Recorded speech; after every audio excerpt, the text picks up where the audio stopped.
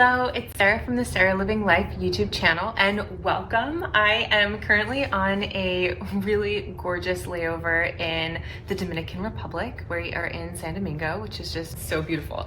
So I get to be in a tank top when it is snowing up in Philadelphia. So these are just like fun perks of the job in being able to head to warm spaces. I've got an awesome crew. We're gonna meet up for some dinner in a minute. So I figured before we head out to dinner that I would check in and see how you were doing. And also today I really wanted to cover the topics of inspiration porn. But before we head into that, I just want to say welcome to the Sarah Living Life YouTube channel. This is a YouTube channel that is all about what life with a disability could look like and sort of like what is an option that includes both fun things and then lots of just everyday things. This is a channel that covers topics that are theoretical in nature if we want to get into really heavy, kind of heady things, having conversations.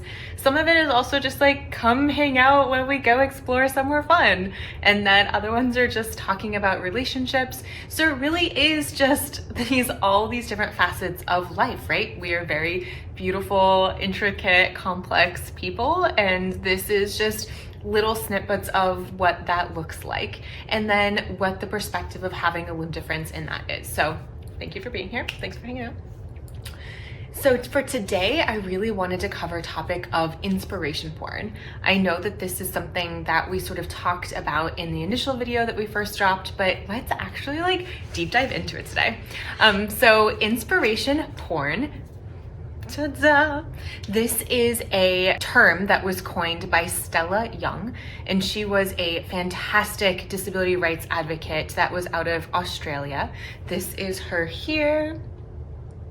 She has a TED Talk that I believe the title was, I'm Not Your Inspiration, Thank You Very Much. And she really brought to light and really beautifully articulated this concept of inspiration porn. And I highly, highly, highly recommend watching her video. She is just so fantastic and really makes us think like, yes, absolutely, you're right. So to kind of help dive into those topics and discuss them a little bit here, inspiration porn and really the fact that porn is involved in there is that it is this exploitation of a person that society perceives as being disabled. And it is showcasing that person and objectifying that person and exploiting that person in such a light to make people who do not identify with the disability community to feel better about themselves and to be inspired. And it gets kind of in these funky gray areas, right? And there's certainly people who identify within the disability community who do really cool, inspiring things.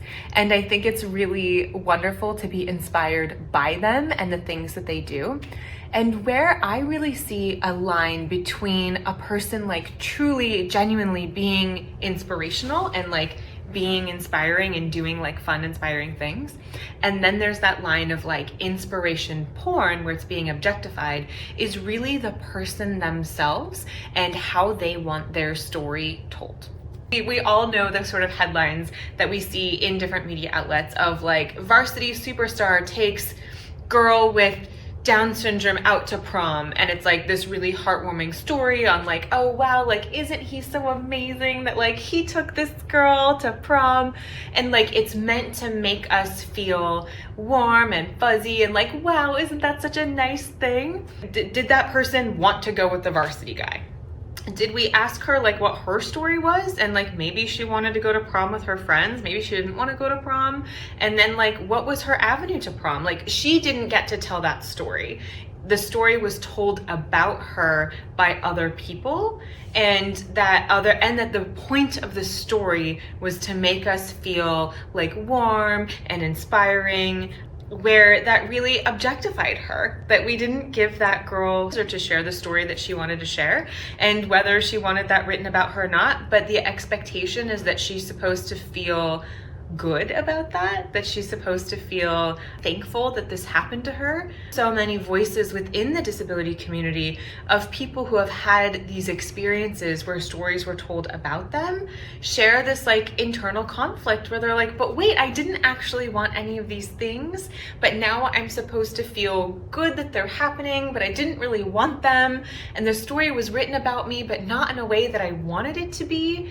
And so now I just feel really uncomfortable and I feel used. The essence of the inspiration porn is that we are using people society perceives as being disabled to make people who are not disabled feel good about themselves. And that's the only role for people with disabilities, is that they're either like, you know, subhuman, because that's a thing, and that like, oh, they're disabled, they can't do all of these things. Obviously, they're not equal humans, right?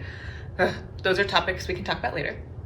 Or they become these like superhumans. Then in, you know, the pictures of people that are, you know, like climbing up mountains, and it says, you know, the only disability is a bad attitude, and that they're climbing up mountains in adaptive gear, or they're climbing up mountains in an adaptive wheelchair or something like that. And then the tagline is, the only disability is a bad attitude. We're supposed to see those images, and that the message that is being conveyed with that image and with these stories is that no matter how bad my life is, it could be worse. I could be that person. And when we hear these messages, we realize how complicated that is, right? And how like not good that is. Because if we think that like, oh, no matter how bad my day is, I'm still, even in my bad day, as an my bad day, I'm still better off than the person with the disability, then that means that people with disabilities aren't equal. So that's how stigma, right? We've talked about stigma. That's how like stigma is upheld. That is just really damaging to the disability population, to the disability communities. Those types of things really prevent us from reaching true equality. People can certainly do inspiring things.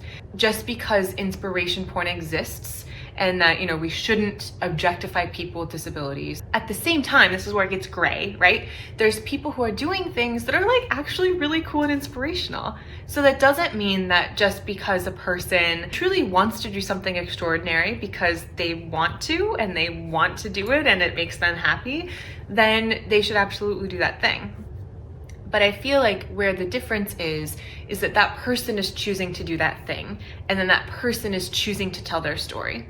I am an aerialist, and I do aerial arts, right? And that's something that can be like really cool and inspiring. And doing that adaptively, as I found out different methods for me to be able to do all of the different things that I do in the aerial arts, and connecting with other disabled aerialists and learning from other disabled aerialists and being like inspired by other disabled aerialists, that is all like really beautiful. And I feel like what the difference in my life is that I'm telling my story, and that I'm doing these things because it truly makes me happy and I really love doing it.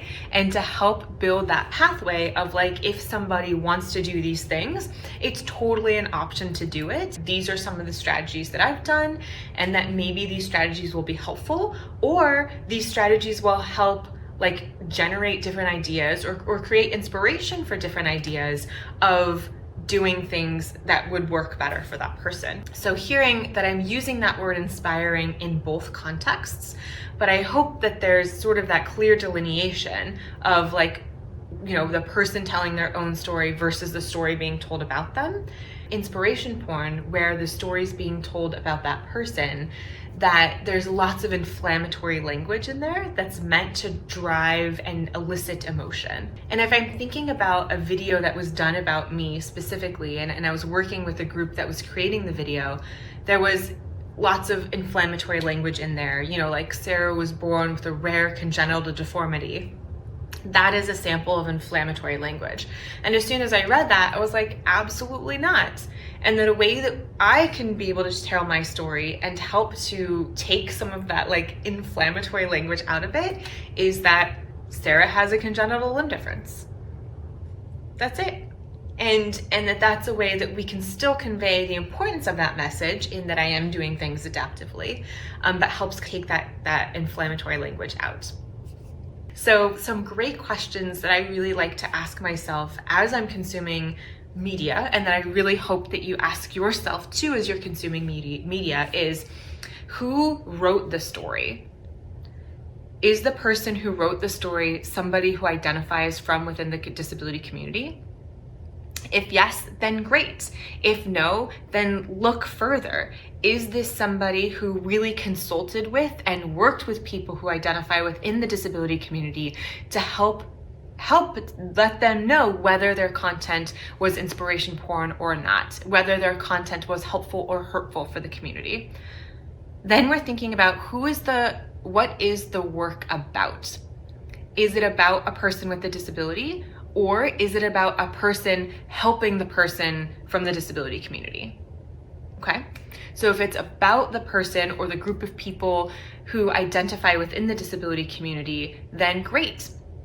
If it is about a person, about a person who's helping a person in the disability community, then being really mindful that the story is about that person, and it's not about that person being amazing and helping the disability community, but rather like that person and their story and how that person does cool things, sure, but not using the disability community to make that person seem super amazing, right? Being mindful of that. If we're then reading the article, really look for how things are phrased and what words are used in the article. Is there really expressive or inflammatory language that maybe isn't necessary? And sometimes really like creative, vibrant words are helpful and aren't necessary to help sort of tell the story. But if it's words that are made to be so that the disability community is being exploited or made to feel less than or more magical than it really is, then be mindful of that as well.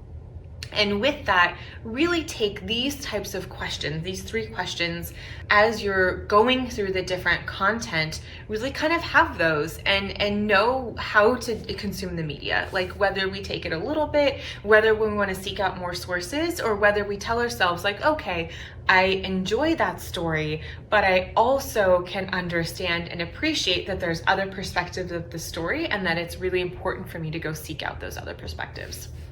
So I think that is definitely a really helpful tool and things that I try to think about as I'm consuming different medias. But also like come to expect that people are disabled and that they exist in the world in these different bodies, and just come to expect that. That's it. If that makes sense. Yes. All right, so thank you for hanging out on this section about inspiration porn. Definitely follow up on the resources with Stella Young, and that we have written these questions into the description box. So take time to just think about how we do this and use these questions just as we consume all different content and medias, and use these questions with these videos that we come out. And I certainly appreciate all of the feedback, and I would absolutely love to hear what your experience with inspiration porn is, and what are ways that we as a society can be more mindful as we're consuming and sharing and creating content, particularly about the disabled community, would be just really incredible. So the sun, it looks like it's starting to set, and I'm gonna go head out and get some good food, and I will see you next time. All right, so like, share, and subscribe. Right, we'll see you next time.